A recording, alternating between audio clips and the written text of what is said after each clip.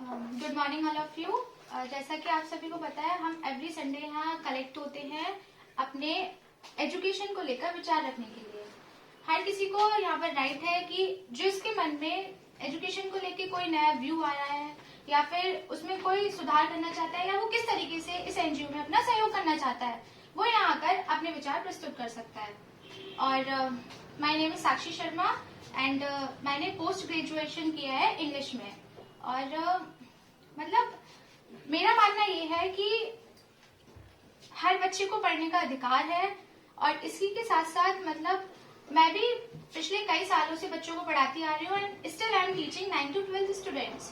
और मैंने अक्सर देखा है कि बहुत सारे बच्चे उसमें ऐसे होते हैं जो टाइम पे फीस नहीं दे पाते हैं या फिर जिनको मतलब बहुत सारे बच्चे ऐसे होते हैं जो फीस की वजह से कोचिंग नहीं लगा पाते हैं। तो मेरा मानना ये है कि हम सभी टीचर्स को उन बच्चों को अच्छे से पढ़ाना चाहिए। हमें उनको वैसे ही समझना चाहिए जैसे कि दूसरे स्टूडेंट्स है। Because we are not a shopkeeper. As a shopkeeper की जब तक तुम हमें पैसे नहीं दोगे तुम्हें सामान नहीं मिलेगा। तो ये पढ़ाई के लेवल पे नहीं होना चाहिए कि भाई जब तक तुम फीस नहीं दोगे मंथली तब तक तुम्हें बैच में नहीं बिठाया जाएगा। और वैसे जो मेरा मेन टॉपिक है वो ये है कि जो नवोदय विद्यालय हैं और जो पेरेंट्स चाहते हैं कि उनके बच्चों का एडमिशन नवोदय स्कूल में हो, उसके लिए वो बच्चों के एंट्रेंस क्लियर करवाने के लिए उनको 10 से 20 हजार रुपए की कोचिंग लगवाते हैं। अब हर कोई तो इतना एफर्ट नहीं कर सकता। जरूरी नहीं है कि भाई 10 से 20 हजार रुपए हर पेरेंट्स अलाउ कर दें अपने बच्चे पे खर्च करने की वो एबल हो।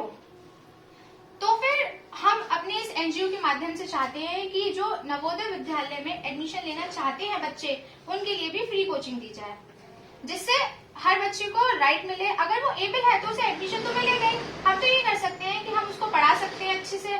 अब वो तो उसके ऊपर डिपेंड करता है कि अगर वो इस एबल है तो उसको एडमिशन मिल जाएगा, अगर एबल नहीं है तो नहीं मिलेगा। लेकिन हमारा प्रयास ये रहना चाहिए कि हर बच्चे तक शिक्षा पहुंचे।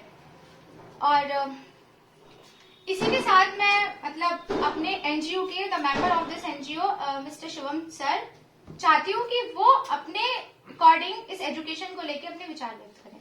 That's it. थैंक यू साक्षी। साक्षी ने बहुत अच्छी बात कही नवोदय को लेकर कि हम नवोदय की कोचिंग फ्री करा सकते हैं, क्योंकि नवोदय एक ऐसा प्लेटफॉर्म है कि हम वहां से फ्री एजुकेशन अपने बच्चों को प्रोवाइड करा सकते हैं और हमें किसी का एहसान लेने की जरूरत नहीं है। क्योंकि नवोदय पे आप जानते होंगे, वैसे ज्यादातर लोग नहीं जानते हैं कि नवोदय में अगर एडमिशन एक बार हो जाता है तो फिर शायद 12th तक कोई फीस नहीं होती है। रहना, खाना, पढ़ना, ट्यूशन सब फ्री होता है। ज्यादातर पेरेंट्स जानते ही नहीं इस बात को।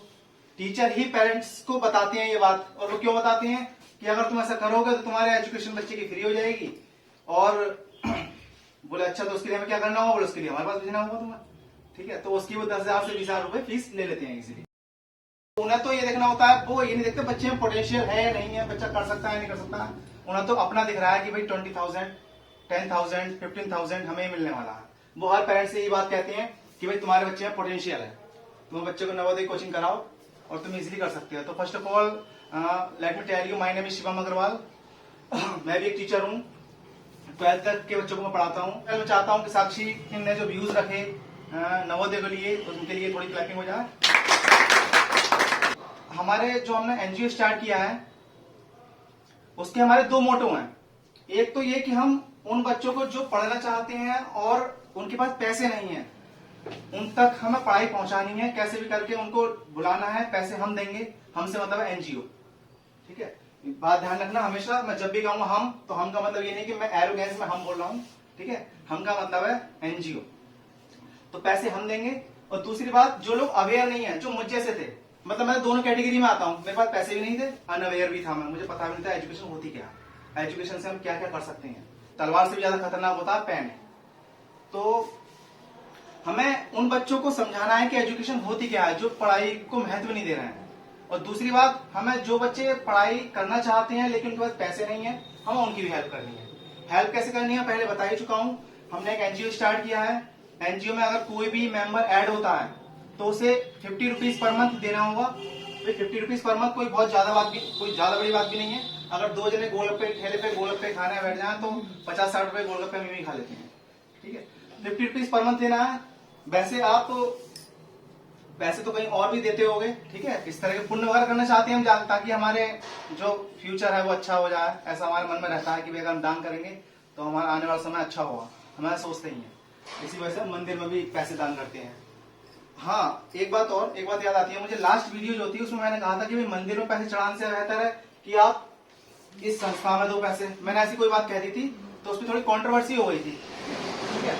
तो उस पर एक मेरी कजिन है, उसने कहा कि भाई भैया can I suggest you something. मैंने कहा ओके टेल मी। तो उसने कहा कि भैया ये मत कहो कि मंदिर में पैसे मत दो, उससे अगर तुम उससे क्या होगा, तुम उससे देशभक्त साबित हो पाओ या ना हो पाओ, तुम भगवान विरोधी जरूर साबित हो जाओगे।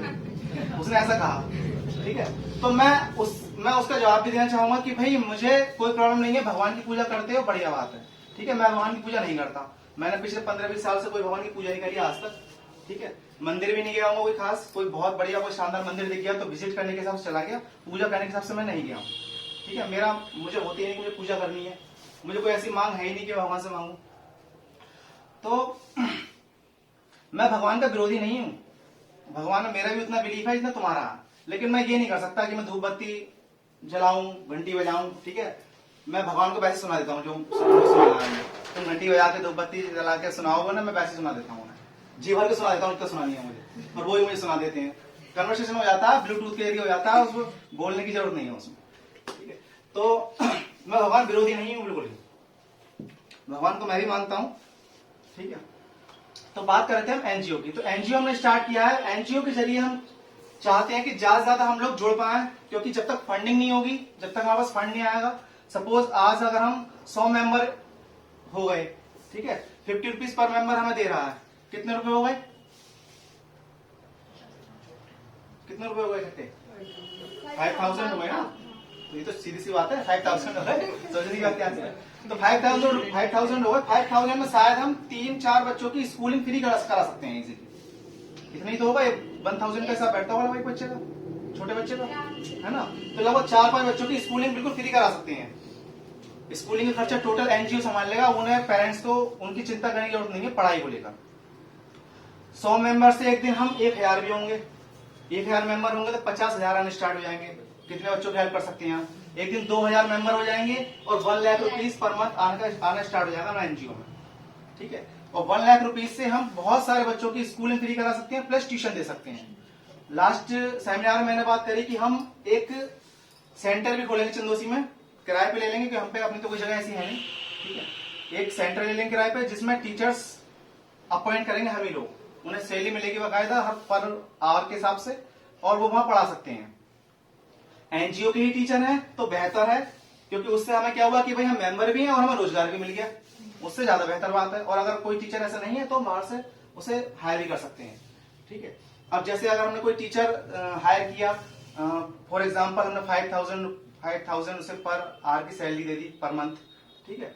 तो अगर दिन भर में अगर हमारे 5 टीचर भी आते हैं और 25,000 रुपए हम दे भी जाते हैं, तो लगभग 400-500 बच्चे इजीली मैथ, साइंस, इंग्लिश जो भी उनके सब्जेक्ट हैं उनकी कोचिंग पा सकते हैं। लेकिन ये जो प्रोसेस होगा, इसमें हमारे पास कोई पैमाना नहीं है कि बच्चा अमीर है कि गरीब है, वो सभी के लिए फ्री होगा।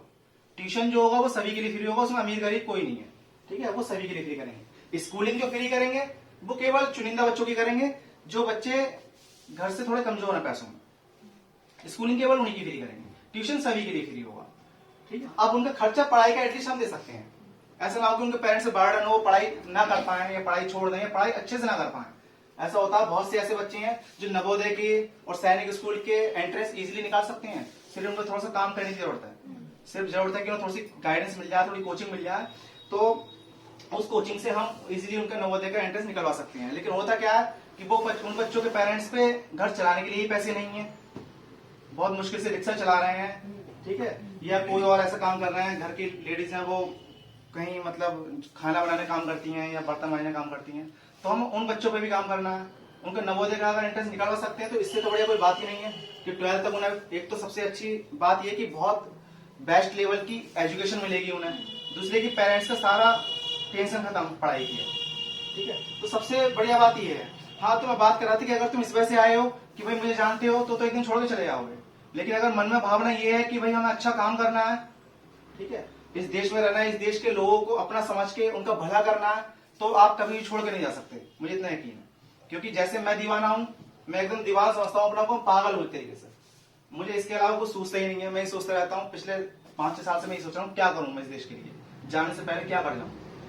मुझे हमेशा यही रहता है कि जाने से पहले मैं सबकी तरह नहीं बनना चाहता हूँ, लेकिन मैं पूरा जीलस हूँ, मुझे पूरा उत्साह है कि भाई मुझे करना है। अगर 100 बच्चों की नहीं कर पाऊंगा, 10 बच्चों की तो करके चला ही जाऊंगा। जाने से पहले 10 बच्चों का भी कर गया, मेरे जरिए हो गया, तुम्हारे जरिए हो गया, हम सबके जरिए हो गया, तो उससे बढ़िया कोई बात ही नहीं है। भाई मैं तो टाइम भी दूंगा, और बाकी कुछ लोग ऐसे होंगे जो केवल 50 रुपीज पर मंथ देंगे और कहेंगे भाई 50 रुपीज पर मंथ दे सकते हैं, हम टाइम नहीं दे सकते, कोई प्रॉब्लम नहीं है, फंडिंग की भी जरूरत है हमें। भाई अगर सभी काम करने में लग गए तो बहुत सारे लोग हो जाएंगे, लेकिन सब काम नहीं भी कर रहे हैं, अगर 100 लोग भी काम कर रहे हैं तो ये बहुत बड़ी बात है। ठीक है, 1000 लोग फंड दे रहे हैं और उन 1000 में 100 लोग जो है वो काम भी कर रहे हैं। केवल अगर संडे को अगर 1 घंटे की मीटिंग में भी आ गए या किसी और को ले आए, किसी और को समझा दिया, ऐड करा दिया, तो वो भी बहुत बड़ी बात है। और बाकी टाइम नहीं दे सकते, कोई प्रॉब्लम नहीं है। ठीक है, तो लास्ट में एक बात कहना चाहूंगा मैं कि एक एग्जांपल देना चाहूंगा, कोई भी काम सरल तभी हो सकता है जब हम जुड़े रहते हैं। जब हम जुड़े नहीं रहते तो काम थोड़ा मुश्किल हो जाता है। जैसे कि आपने देखा होगा, झाड़ू जब तक वो जुड़ी रहती है वो कूड़ा साफ कर देती है, और जब वो अलग अलग हो जाती है तो वो खुद कूड़ा बन जाती है। ठीक है, तो दैट्स ऑल।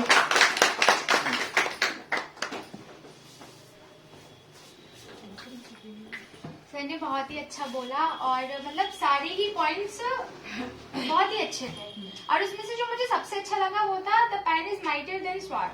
मतलब ये है कि अगर हमें एजुकेशन को लेके, जो हमारी सक्सेस को लेके जो फाइट है, वो सिर्फ उस फाइट को हम पेन के थ्रू जीत सकते हैं, ना कि तलवार के through.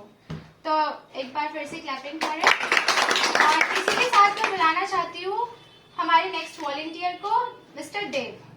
Please come on the stage.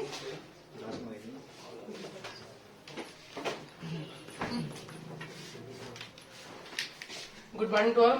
मेरा नाम देव है और मैं क्लास 9 की स्टडी कर रहा हूँ अभी। जैसे कि हमें पता है कि हम यहाँ पर एनजीओ के बारे में जानने के लिए और उसमें कंट्रीब्यूट करने के लिए आए हैं और उसके बारे में जानने के लिए आए हैं। सर ने कहा वैसे कि आपने भी कुछ विचार हमें बताने चाहिए, तो मेरा विचार इसके अकॉर्डिंग ये है कि जैसे सर ने फ्री कोचिंग के लिए क्या है, हमारे आसपास कुछ अनाथालय होते हैं जिसमें बच्चे होते हैं, उन्हें बेसिक शिक्षा कुछ भी नहीं होती है, कुछ नहीं पता होता कि एजुकेशन होती क्या है। तो मैं चाहता हूँ कि जैसे आसपास अनाथालय जो है जिसमें गरीब बच्चे रहते हैं, एग्जैक्टली मतलब उन्हें पढ़ाई मिलनी चाहिए। जैसे कि हम अगर कोचिंग खोलते तो हम अगर एक टीचर अनाथालय में अपॉइंट करके उन्हें बेसिक शिक्षा जैसे एजुकेशन में थोड़ा बहुत बता सकते हैं तो अच्छा रहेगा। और जैसे कि मैं क्या कंट्रीब्यूट कर सकता हूँ अगर इस बारे में, तो जैसे कि मुझे कंप्यूटर की थोड़ी बेसिक नॉलेज है। आजकल पूरी जो टेक्नोलॉजी है वो कंप्यूटर बेस्ड है, तो मैं जो बच्चे होते हैं लाइक 1st to 5th या 6th to 8th उनको कंप्यूटर की बेसिक नॉलेज भी दे सकता हूँ। बस मैं इतना ही कहना चाहूँगा।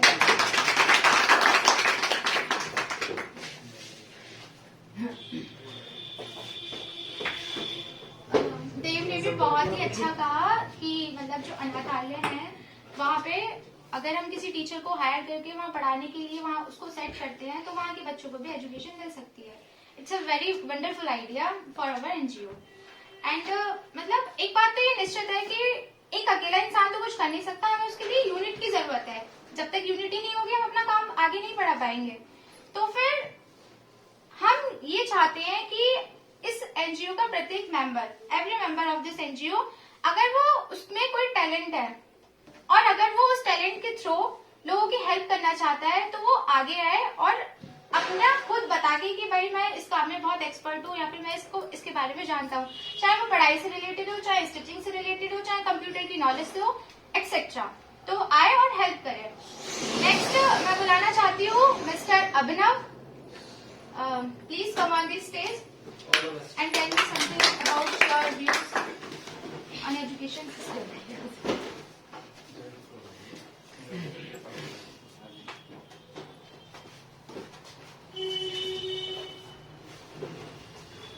Good morning everyone.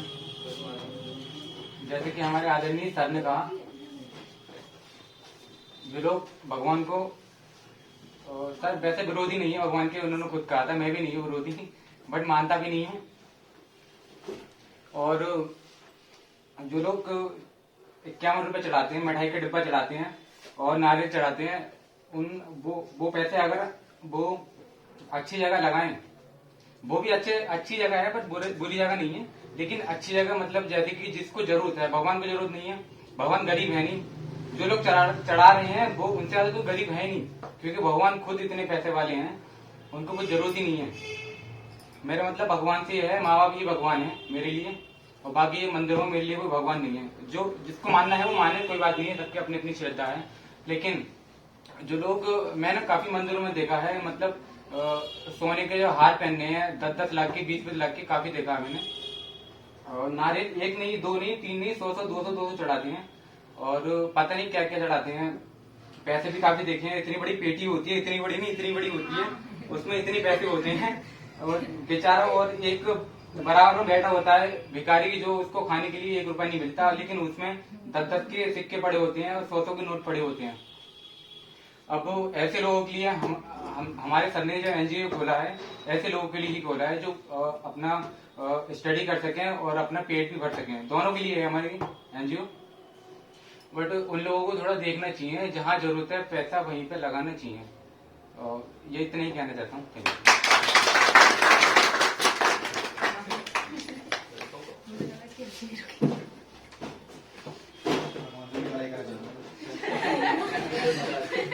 भाई देखो, भगवान से लड़ाई नहीं करनी है, ठीक है?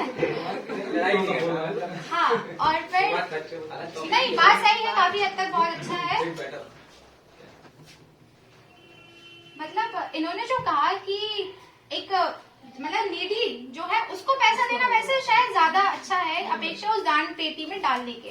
खैर, आज हमारे बीच में, हमारे इस सेमिनार 4th में एक नया पर्सन, एक नया मेंबर है जो जिनको फर्स्ट टाइम देखा गया है, वो निकुंज दीदी।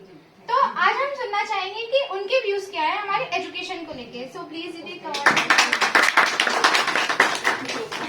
सर का बहुत शुक्रिया कि जब मेरी सर से बात हुई और थोड़ा सा कन्वर्जन हुआ तो सर ने मुझे इनवाइट करा, मुझे बहुत अच्छा लगा। तो मेरा, जैसे सर ने बताया कि हम एनजीओ खोल रहे हैं एजुकेशन को लेके, तो मैं बहुत एक्साइट थी। मैं संडे का वेट कर रही थी और मैंने सर से पूछा भी था टाइमिंग क्या है, कब से रहेगा, क्या रहेगा।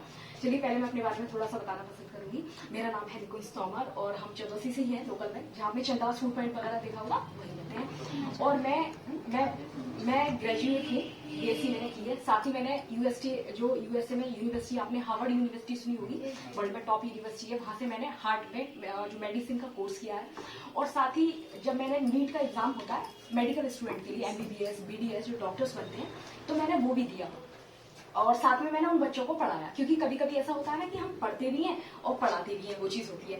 तो मैंने देखा कि मुझे एमबीबीएस नहीं मिला, मुझे बीडीएस में आ जाता था, मेरा बीएमएस में आता था, जो आयुर्वेदा का मेडिसिन है, होम्योपैथी है, उसमें आ जाता था। तो फिर मेरे दिमाग में ये आया धीमे धीमे, जब वो तैयारी कर रही थी, वो बच्चों को भी पढ़ा रही थी, मैंने सोचा कि मैं इसमें 5 साल का एमबीबीएस होता है या बीडीएस जो भी है, और 2 साल आगे स्टडी होती है, फिर बहुत लॉन्ग प्रोसीजर होता है। तो मैंने सोचा मैं ये नहीं करूंगी, मैंने क्विट कर दिया। और मेरी मम्मी ने कहा अरे आप डॉक्टर बनती तो अच्छा रहता, ये चीज थी। फिर मैंने साथ ही ये सोचा कि क्यों ना क्यों हम जो व्यक्ति है, जैसे बीमार है, जैसे मैं बीमार हूँ और मुझे दवाई की जरूरत है, तो आप मुझे दवाई दे दोगे, लेकिन आपने ये भी चीज सुनी है कि दवाई खाती हूँ मैं हार्ट की, फिर भी थोड़ा साइड इफेक्ट साइड से हो जाता है और बीमारी हो जाती है, तो वो मैंने क्विट कर दिया। तो मेरे साथ एक जो पॉजिटिव पॉइंट ये था कि मैं संध्या 12 से ध्यान योग कर रही थी, मेडिटेशन, तो मुझे उसमें और भी अच्छे अनुभव होने लगे। तो मैंने कुछ ईयर से ये चीज स्टार्ट करी कि मुझे ये नहीं करना है और मुझे कुछ नई चीज स्टार्ट करनी है। तो मैं जो करंटली करती हूँ, मेरा फाउंडेशन भी है डिवाइन एनलाइटमेंट करके, जिसमें मैं लोगों को हीलिंग, मुद्रा, मेडिटेशन और साथ में ही नीट के जो बच्चे होते हैं, मेडिकल स्टूडेंट हैं, उन्हें पढ़ाना, और साथ में 11-12 की chemistry, biology, 10th 9th standard में जो भी है वो उन बच्चों को पढ़ाना। ये 5-6 साल से चल रहा है मेरा। तो फिलहाल मैं करंटली ये कर रही हूँ और मेरी बहुत इच्छा थी कि मैं ऐसी किसी एनजीओ से या ऐसी चीज से जुड़ूं। तो फिर जैसे कि सर ने बताया कि हमारा एनजीओ का क्या मोटो है, तो मोटो तो आपने सुन लिया, उस चीज पे हम नहीं जाएंगे, लेकिन मेरा इस बारे में क्या विचार है वो मैं बताऊंगी। देखिए, जैसे मान लीजिए कोई, जैसा हम कहते हैं कि मेरा देश अभी विकसित नहीं है, ठीक है, और हम कहते हैं कि मेरा देश विकासशील है, तो मुझे एक बात बताओ, अगर हम सबकी बुद्धि विकसित होगी तो क्या देश विकसित नहीं होगा? बिल्कुल, क्योंकि हर किसी इंसान के पास बुद्धि है, ठीक है। अगर बुद्धि विकसित होगी तो देश भी विकसित होगा। तो अब बात ये आती है कि आखिरकार हम बुद्धि को विकसित कैसे करें। तो इससे तो कोई अच्छी शिक्षा ही विकसित कर सकती है। अब यहाँ पे थोड़ी पार्शलिटी आ जाती है, क्योंकि आपने देखा होगा बहुत सारे ऐसे लोग हैं जो गरीब घरों में पैदा हुए हैं। तो मुझे आप बताइए, क्या उनका गुनाह है कि वो गरीब घरों में पैदा हुए हैं? ऐसे समझिए इस बात को कि एक मदर है और उसके 2 बच्चे हैं। एक बच्चा बहुत ज्यादा हेल्दी है और एक बच्चा थोड़ा सा, उसे आप उसी डिजीज से पीड़ित समझ सकते हैं। लेकिन माँ का कर्तव्य ये बनता है कि मेरा बच्चा जो कमजोर है, जो बीमारी से पीड़ित है, मैं उसके लिए ऐसा क्या करूं कि वो भी मेरे जो अच्छा बच्चा है उसकी तरह हो जाए। मैं ऐसा क्या करूं? उसके मन में यही धुन लगी रहेगी, क्योंकि वो उसकी सुख चिंता के, वो उसे चाहती है।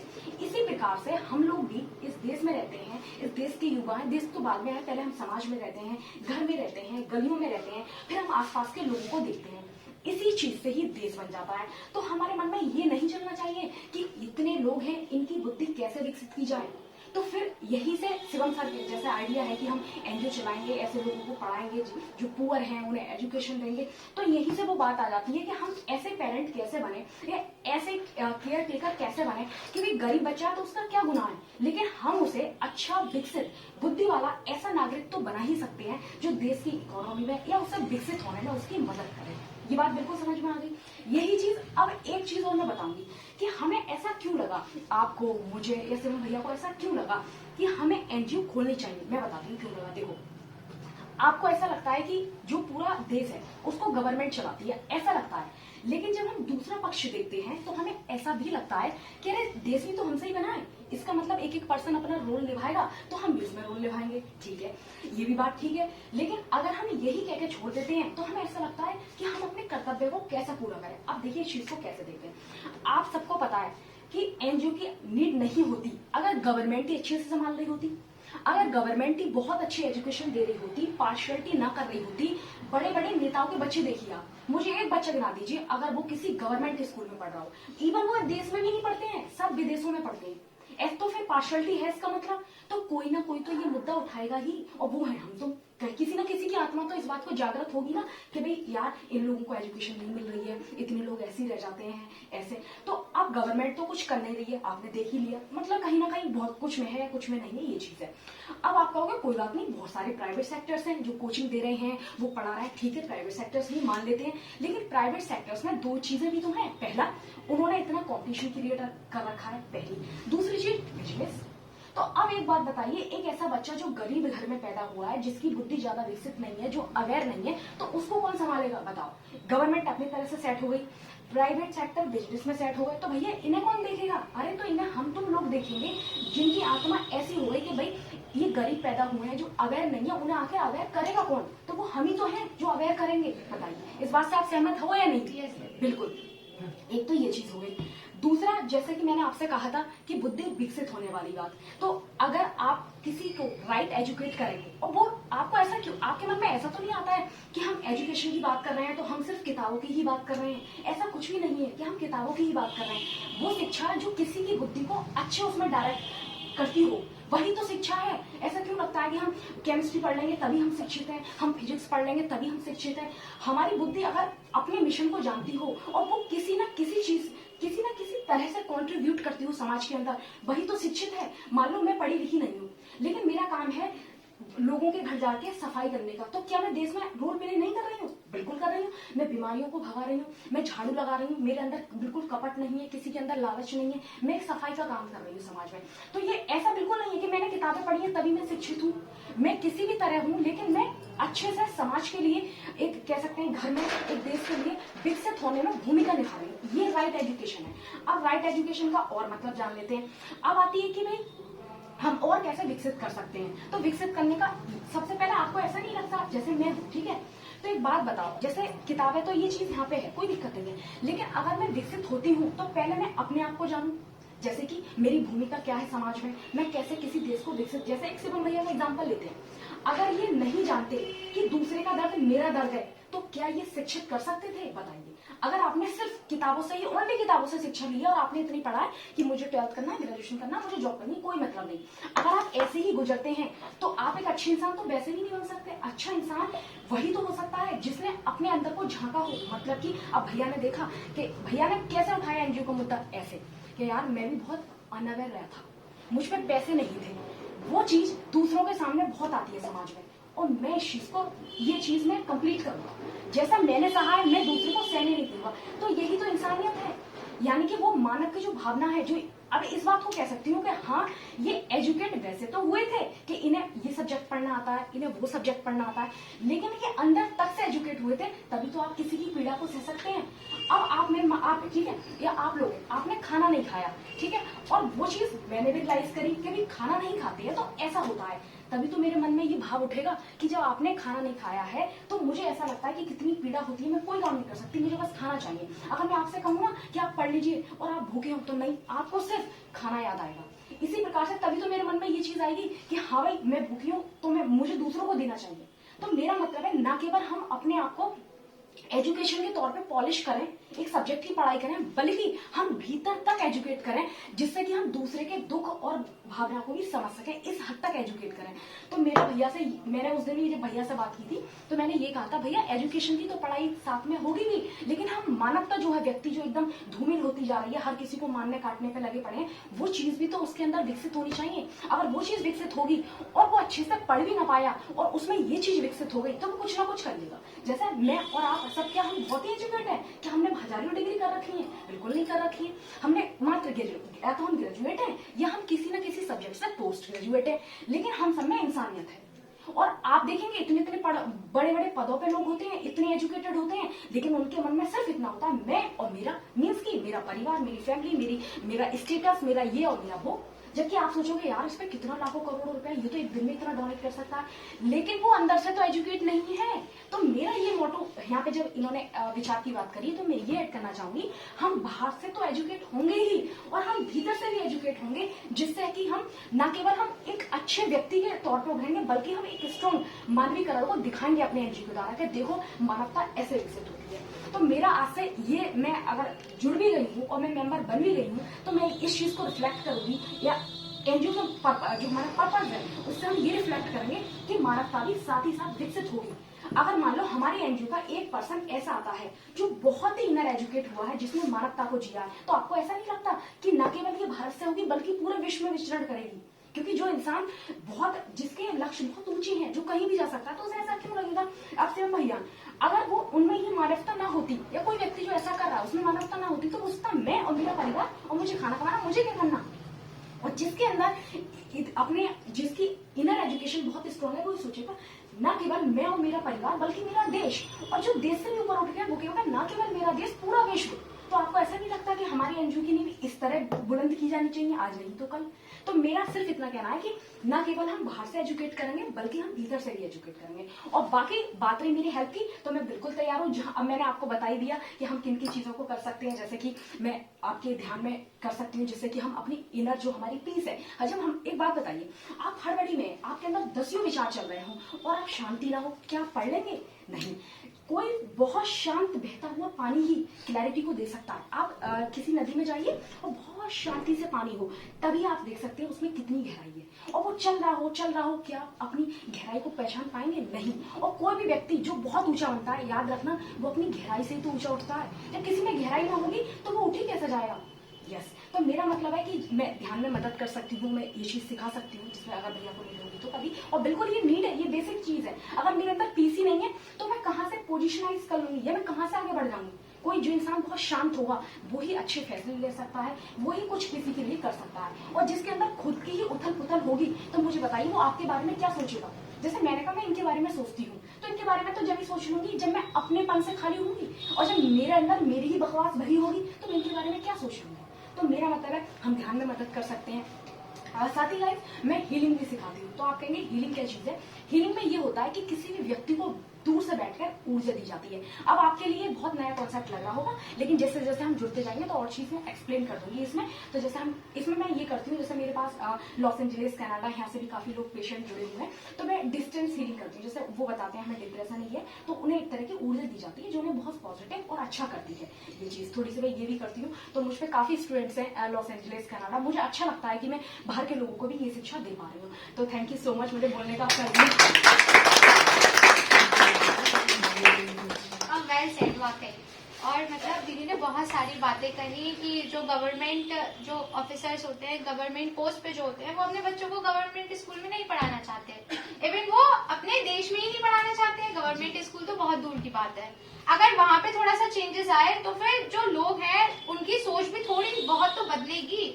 अगर ये गवर्नमेंट पोस्ट वाला इंसान अपने बच्चे को गवर्नमेंट स्कूल में पढ़ाएगा तो बहुत कुछ चेंजेस आएंगे वहां पर। दूसरी बात ये जो दीदी है हमारे लिए हेल्पफुल रहेंगी हमारे मेडिटेशन में और हीलिंग में एंड मेडिटेशन में, योग मुद्रा। और दूसरी बात ये कि एक बात और थी दीदी की जो मुझे बहुत अच्छी लगी थी, वो ये है कि हम दूसरों को, अगर दूसरा किसी परेशानी में है तो हम उसको उसकी जगह पे खुद को रख के देखें, तब हम महसूस कर सकते हैं कि हाँ भाई उसको कितनी दिक्कत हो रही है, वो किस परेशानी से गुजर रहा है, किस परेशानी से उसको सफर किया जा रहा है। तो अगर हम उसकी जगह खुद को रख के देखेंगे तो हम उसकी प्रॉब्लम को समझेंगे और फिर तब शायद हमारे अंदर, हमारे मन में कुछ इमोशंस होंगे, फीलिंग्स होंगी कि भाई हम इस तरीके से हम उसकी हेल्प कर सकते हैं। इसी के साथ में बुलाना चाहते हैं ज्योति दीदी को, जो कि हमारी नेक्स्ट वॉलंटियर है और जो बहुत ही अच्छी स्पीकर है। लास्ट सेमिनार में उन्होंने बहुत ही अच्छा बोला था। Good morning everyone. Last Sunday मैंने बोला था एनजीओ के बारे में और आप लोगों को भी बताया था, तो उस पर मेरे कुछ आस पड़ोस के लोगों ने कहा था कि ये देखिए कितना टाइम है इनके पास। तो ऐसे लोगों से मैं सिर्फ यही कहना चाहूंगी कि हमारे पास टाइम नहीं है। सर एनजीओ की शुरुआत की है सर ने, शिवम सर के पास भी टाइम नहीं है। यहाँ पर जितने सब लोग बैठे हुए हैं आप सबके पास भी टाइम नहीं है, फालतू नहीं है जो आप सब लोग यहाँ आए हैं। मैं यहाँ पर आई हूँ, सर एनजीओ चला रहे हैं, तो हम लोगों के पास किसी के पास भी टाइम नहीं है। सबकी बिजी लाइफ होती है, मेरी भी बिजी लाइफ है, सर की भी बिजी लाइफ है, आप सबकी भी है। तो हम अपनी बिजी लाइफ से कुछ टाइम निकालते हैं अच्छे काम करने के लिए। इसका मतलब ये नहीं है कि हम फालतू हैं, हमारे पास कोई काम ही नहीं है कि हम आ रहे हैं और स्पीच दे रहे हैं और चले जा रहे हैं घर पे। हमारे पास भी बहुत, ये सब कहती हूँ कि मेरे पास तो बिल्कुल बहुत ही कम समय रहता है। घर में भी काम होते हैं, स्कूल भी जाना होता है, संडे में भी काफी बहुत से ही काम होती हैं, जो संडे में तो और ज्यादा ही काम होते हैं मेरे लिए तो रोज के दिनों से। तो मैं ऐसे लोगों से सिर्फ इतना ही कहना चाहूंगी कि देखिए हम लोग बर्थडे पार्टी में जाते हैं, मैरिज में जाते हैं, हम लोग टाइम नहीं निकालते। आप लोग ये कह रहे हैं कि इनके पास कितना टाइम है, आप लोग नहीं जाते पार्टीज में, मैं भी जाती हूँ। बर्थडे पार्टी के लिए टाइम निकालते हैं, शादी के लिए टाइम निकालते हैं, 2-3 घंटे एंजॉय करते हैं हम लोग। तो जब हम 2-3 घंटे पार्टीज में एंजॉय कर सकते हैं तो क्या हम जरूरतमंदों की मदद नहीं कर सकते? उनके लिए 1 आवर नहीं निकाल सकते ओनली अपनी लाइफ से? बताइए। तो देखिए हमें बच्चों की मदद करनी है, जरूरतमंदों की मदद करनी है, अपनी व्यस्त जिंदगी से समय निकालकर, अपनी व्यस्त जिंदगी से समय निकालकर हमें उनकी मदद करनी है। बस हमारा मोटिव ये है और तो कुछ नहीं। तो मुझे तो बहुत अच्छा लगता है कि मैं किसी के लिए कुछ कर पाऊँ, हालांकि मैं ज्यादा तो कुछ नहीं कर सकती। अब सर ने केवल 50 रुपीज पर मंथ चार्ज रखा है, उसमें बताइए ये कुछ ज्यादा है? बिल्कुल भी नहीं। तो इसमें क्या जा रहा है हम लोगों का? अगर हम कर रहे हैं सभी, एक अकेले के 50 रुपीज पर मंथ देने से तो कुछ हो नहीं जाएगा। आप सब लोग भी हमारी हेल्प करेंगे, जो लोग ये वीडियो देख रहे हैं। तो संगठन से ये सब कुछ होता है, बिना अकेले तो कोई कुछ कर ही नहीं सकता। मैं उन लोगों से यही कहना चाहूंगी कि फालतू कोई नहीं है जो यहाँ पर आकर स्पीच दे रहे हैं, जो बताए सब अपना बिजी लाइफ से ही समय निकाल रहे हैं। कितने सारे लोग यहाँ पर बैठे हुए हैं, सबके पास, किसी के पास टाइम ये थोड़ी है कि सभी फालतू हैं, अपने घर से आए स्पीच दी और घर को चले गए। बस अभी मैं इतना ही कहना चाहूंगी, आप आगे बढ़े, हम आपके साथ हैं। Thank you so much.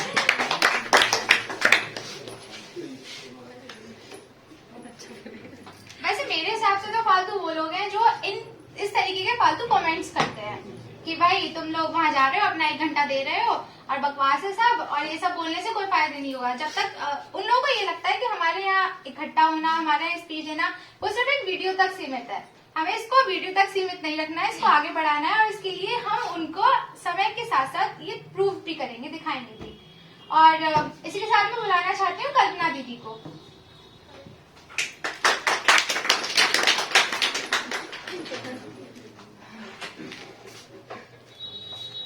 Good morning everyone. सबसे पहले मुझे सर की ये आइडिया बहुत पसंद आया कि उन्होंने एक फ्री एजुकेशन के लिए कदम बढ़ाया है, क्योंकि ये सोच रखना ही बहुत बड़ी बात होती है। और बिल्कुल जैसा अभी दीदी ने बोला, ज्योति दीदी ने, कि लोग मजाक बनाते हैं, हंसते हैं, और सर का भी मजाक लोगों ने बनाया होगा, हम लोगों का भी बनेगा। लेकिन उस सिचुएशन में हमें एक पॉजिटिव रहने की जरूरत है, एक दूसरे को सपोर्ट करने की जरूरत है। अगर बाहर कोई हमसे ऊटपटांग कुछ कह दे कि तुम फालतू का काम कर रहे हो, इससे कुछ नहीं होगा, तो एक दूसरे को भी सपोर्ट करने की बहुत ज्यादा जरूरत होगी उस टाइम पे, क्योंकि एक मेंटली प्रिपेयर होना बहुत जरूरी होता है। और उस मेंटली प्रिपेयर होने के साथ साथ उसे बनाए रखना और ज्यादा जरूरी होता है, क्योंकि आपको तोड़ने वाले बहुत मिलेंगे और जोड़ने वाले बहुत कम मिलेंगे। थैंक यू, मैं ये कहना चाहूंगी।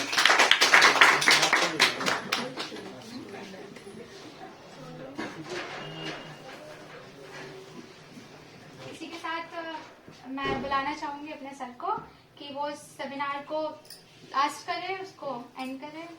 That's all, thank you so much. Thank you all of you, जो लोग यहाँ पे स्पीच देने आए और जो लोग बाकी जिन्होंने अच्छे से सुना। ठीक है, सबसे पहले बात करूंगा मैं जी निकुंज जी की। ठीक है, इन्होंने बताया, इनकी बात से हम कुछ प्रभावित हुआ, तो उनकी वो बात ये थी कि हमें अपने आप को अंदर से एजुकेट करना है। ठीक है, ऐसा नहीं है कि मैंने किताब पढ़ ली, मैं पोस्ट ग्रेजुएट हूं तो मैं एजुकेटेड हूं। ठीक है, मैं एजुकेटेड नहीं हूं अगर मैं सड़क पे चलते हुए गाली दे रहा हूं, मैं एजुकेटेड ही नहीं। ठीक है, ऐसा नहीं कि सड़क पे चलते हुए मैं ऐसे देखता हुआ चलूं, उधर को देखता हुआ चलूं। ठीक है, अपने बातों में मस्त चले जा रहे हैं। ना हम गाली देने से मतलब है, ना हमें गुट्ठा खा के सड़क पे थूकने से मतलब है, क्योंकि मुझे उससे भी एलर्जी होती है जब इंसान सड़क पे थूकते हुए चलते हैं। यार जहाँ चल रहे हैं वहीं थूक रहे हैं, घर में भी थूकते होंगे लोग। ठीक है, घर में भी थूकते होंगे, समझ घर में भी चल रहे हैं ये। सड़क को अपना क्यों नहीं मानना है, सड़क को अपने देश की जमीन क्यों नहीं मानना है। ठीक है, तो मैं एक तो इनकी बात से प्रभावित हुआ कि हमें अंदर से एजुकेट करना है अपने आप को, और अंदर से एजुकेट है तो हम दूसरे को भी एजुकेट कर सकते हैं। हाँ, बात करता मैं जीतू की, तो जीतू क्या होता है, जीतू साइकिल से ही चलता है जनरली। तो साइकिल से, इसकी साइकिल किसी के दुकान के बोर्ड में लग गई थी। ठीक है, बोर्ड में लग गई तो उन्होंने बाहर आके दुनिया भर की बातें सुना दी इन्हें, दुनिया भर की बहुत अच्छी तरह से बात सुना दी, और यही बता दी कि मैं कितना पढ़ा लिखा हूँ, कि मैंने ये भी कर रखा, मैंने ये भी कर रखा, मैंने लड़ाई। अरे तेरी साइकिल लगी है उसकी, तो उसे अपनी डिग्री क्यों गिना रहा? उसने इसे कम से कम 8-10 डिग्री गिना दी, कई डिग्री तो उसने आकर मुझसे पूछी, भैया ये क्या होता है, ये क्या होता है। तो उसने तरह तरह की डिग्री सुना दी उसे, तो उनके टेम्पर की डिग्री बढ़ गई थी तो उन्होंने अपनी डिग्री सुना दी। तो ये लोग एजुकेट ही नहीं है, एजुकेट कहाँ है ये लोग। ठीक है, हमें भाईचारा हमें रहा ही नहीं बिल्कुल भी। सड़क पे एक दूसरे अगर टक्कर हो गई तो हमने सॉरी बोल दिया, उसने सॉरी बोल दिया। ठीक है, यहाँ तक तो एजुकेटेड वाली बात हो गई। अब मैंने गाली सुना दी, उसने और गाली सुना दी, और मुझे बड़ी खुशी हो रही थी साहब, मैंने उसको 10 गाली सुनाई। मैंने 2 खाई, मुझे इसका दुख नहीं हो रहा है कि मुझे 2 गाली सुनने को मिली, मैंने 10 गाली उसको सुना दी, मुझे इसकी खुशी हो रही है। तो हम एजुकेटेड बिल्कुल नहीं है। ठीक है, ये पहली बात तो है कि हमारा लक्ष्य इतना बड़ा होना चाहिए कि हमें छोटी छोटी बातों पर हमें ध्यान देना ही नहीं चाहिए। और ये जो काम है, ये बता दूंगा आपको, जो एनजीओ काम है, ये केवल चंदोसी से स्टार्टिंग नहीं हो रहा है। इसमें एक मेरा फ्रेंड बरेली में है, वो बरेली में, मतलब एनजीओ यही होगा, रजिस्ट्रेशन एक ही होगा, वो बरेली में काम करेगा। एक गुन्नौर में कजिन है, वो गुन्नौर में काम करेगा। एक चंदोसी का फ्रेंड है, वो मेरठ में काम करेगा, क्योंकि मेरठ में उसकी प्रैक्टिस चल रही है इसकी LLM की बात कुछ प्रैक्टिस कर रहा है, वो शायद जज बनने की तैयारी कर रहा है, तो वो वहां पर करेगा मेरठ में काम। तो हम सब लोग पूरी इंडिया में ही काम करना चाह रहे हैं। जो जहाँ पे, जैसे अभी आप लोग यहाँ पे हो सकता है आपको कहीं जॉब लगे, कहीं यहाँ बाहर चले जाओ, तो आप वहाँ पे भी इसको कंटिन्यू कर सकते हो। करना क्या है, आपको खाली आईडी तो करना है कि हम इस काम कर रहे हैं, जो काम हमने करा है उसको आपको शेयर करना है। ठीक है, अभी तो केवल हम कागजों में ही काम कर रहे हैं, हम केवल सिर्फ मीटिंग में ही काम कर रहे हैं, वीडियो तक ही सीमित है अभी तक हम।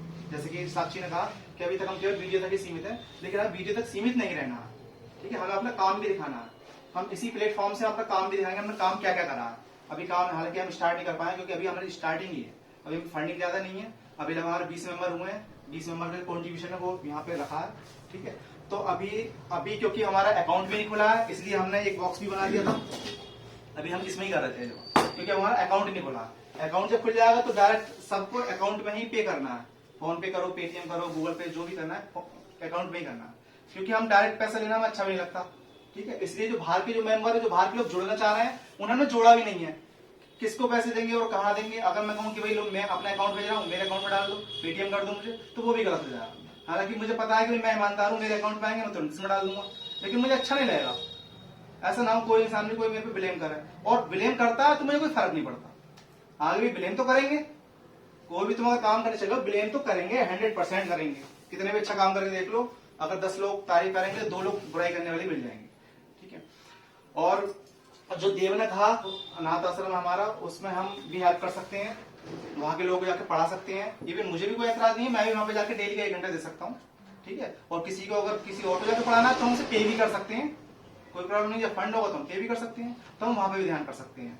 और उसके बाद जो ज्योति जी ने कहा, ठीक है, कि फालतू टाइम है, कितना फालतू टाइम है भाई, लोग इतना फालतू टाइम बताओ ऐसे काम में लगे पड़े हैं। वो फालतू टाइम नहीं है, ठीक है। बिजी हम सब बहुत हैं, हम पे टाइम नहीं है, लेकिन हमें टाइम निकालना है। क्योंकि हम टाइम किसी के लिए निकाल रहे हैं, वो भी हमारे अपने ही है, वो भी तो हमारे अपने ही है। हमारी सोच ऐसी हो गई है, लोगों की सोच बस खाली घरों तक सीमित है, ऐसी मैम ने कहा, उनकी सोच केवल घर तक सीमित है, बस मैं और मेरा परिवार, ठीक है। लेकिन हमारी सोच थोड़ी बड़ी है, हमें मैं और मेरे परिवार से भी ज्यादा कुछ दिखता है। अगर चंद्रशेखर आजाद, भगत सिंह, सुखदेव, राजगुरु, इन सब लोगों की सोच अगर इनके घर तक ही होती ना, तो आज भी अंग्रेज इस देश में होते और हम उन्हीं के अंडर काम कर रहे होते, अगर उनकी सोच केवल उनके घर तक सीमित रही होती। भगत सिंह की शादी के रिश्ते भी आए थे, ठीक है, लेकिन जैसे रिश्ता आया वो भाग गए, बोले मुझे देश के लिए कुछ करना है, मुझे ऐसा नहीं कि मैं शादी करके फिर चला जाऊं, फिर वो बेचारी बैठी रहे घर में, मुझे ऐसा भी नहीं करना, ठीक है। क्योंकि उन्हें देश के लिए काम करना था, उन्हें देश को आजाद कराना था। तो हम खाली नहीं है, हमारा ही परिवार है। जैसे मैंने लास्ट सेमिनार में बताया था कि हमारा ही परिवार है। हमारे परिवार में भी लोग कहेंगे भाई पापा शाम को आम लेके आना, और हम अगर सभी में हमने सभी को देख लिया, हमने अपने को ही नहीं देखा, तो सब में तो हम आम बांटी आएंगे, और जाके जब हम घर में आएंगे तो गुठली लेके पहुंचेंगे, ठीक है। तो हमें अपना परिवार भी देखना है, क्योंकि हमारा परिवार भी है, हमें अपना परिवार भी देखना है। लेकिन थोड़ा सा समय निकाल सकते हैं, थोड़ा सा पैसे निकाल सकते हैं, उससे कोई प्रॉब्लम नहीं है। मैं इसको नहीं कह रहा पूरा इसमें जुट जाना है साहब, अपना परिवार देखना ही नहीं है बिल्कुल।